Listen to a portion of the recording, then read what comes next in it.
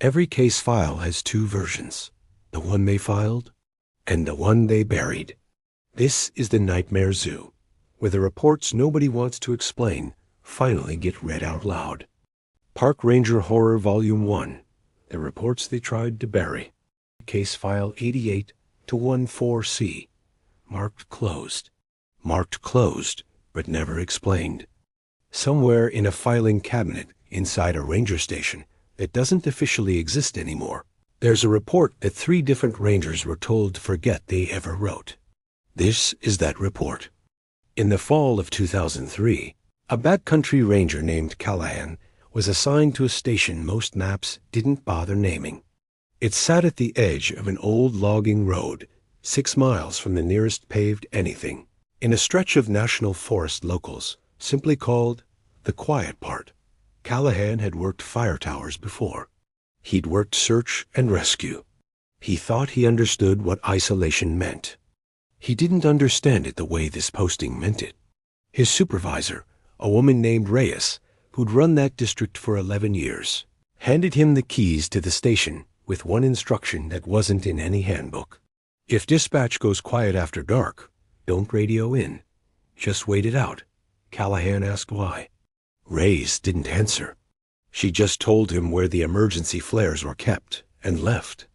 3 weeks into the posting, Callahan filed his first incident report. It read almost mundane at first glance. A missing hiker. A man in his 50s who'd gone off trail near mile marker 12 and hadn't checked back in with his group. Standard search protocol. Grid pattern, dogs, 2 days of daylight searching. They found his pack on day 1. Full water, full food, wallet untouched. The kind of abandonment that only makes sense if someone drops everything and runs. They found his boots on day 2, 30 yards from the pack, laces still tied, both of them. Side by side, like he'd stepped out of them and kept walking barefoot into the dark. They never found the man. The official report says presumed lost, terrain hazard. That's the version that made it into the county database. That's not the version Callahan wrote first. Reyes came to his station the night before the final report was due. She sat across from him at the desk and read his first draft in silence.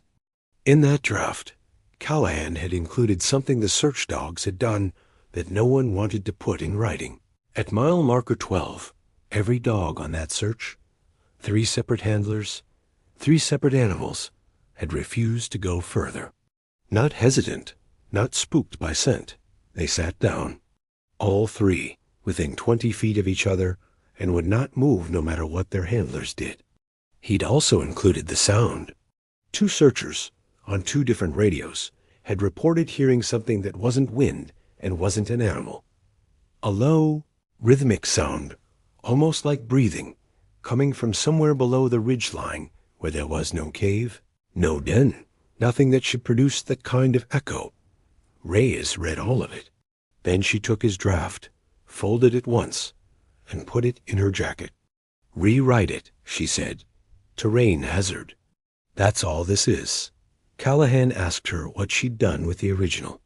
She said the same thing every supervisor in that district had said to every ranger who'd asked that question for the last 20 years. It goes where the others went. Callahan didn't let it go. Over the following months, using station archives he wasn't authorized to access, he found 6 other incident reports from that same 6-mile stretch of forest, going back to 1981. Each one followed the same shape. A person who went missing without a struggle. Found belongings arranged with a strange, deliberate calm. Folded jackets, untied boots set neatly side by side. Search dogs that refused to cross an invisible line at almost the exact same coordinates every time. And in every single case, the final filed report said one of 3 things: terrain hazard, exposure, or, in 2 cases, simply unresolved. Case administratively closed. The raw drafts, the ones with the dog behavior and the sound reports, were never in the official file.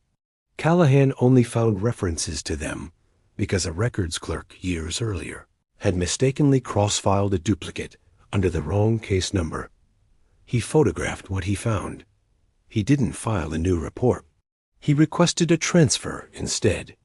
3 days before his transfer was approved, Callahan radioed dispatch at 11:47 p.m.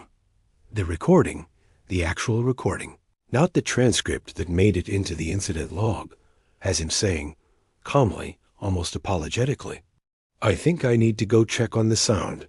I'll radio back in 10. He never radioed back. Officially, Ranger Callahan's case is listed as voluntary reassignment, contact discontinued by employee. That's the version in the database. That's the version his family was given. The unofficial version, the one 2 retired Rangers were willing to describe off the record, years later, on condition their names never be used, says his radio was found at the base of the ridge near mile marker 12, still transmitting a faint, open channel. Boots weren't found. What was found, laid out with the same eerie neatness as every case before it, was his uniform jacket, folded, buttons done up, sitting on a flat rock as if someone had taken the time to make sure it wouldn't get dirty. No further search was authorized after the 4th day. Reyes retired 18 months later. She never gave an interview. She never spoke about that district again. The station Callahan was assigned to was decommissioned in 2009. Officially. Budget cuts.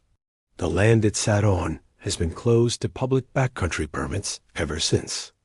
There are at least 6 more reports in that district's history that never made it past the first draft. Some cases get closed. This one didn't. It just got buried a little deeper. Next week, Case File 9106, the search team whose own radios started repeating a message none of them had sent.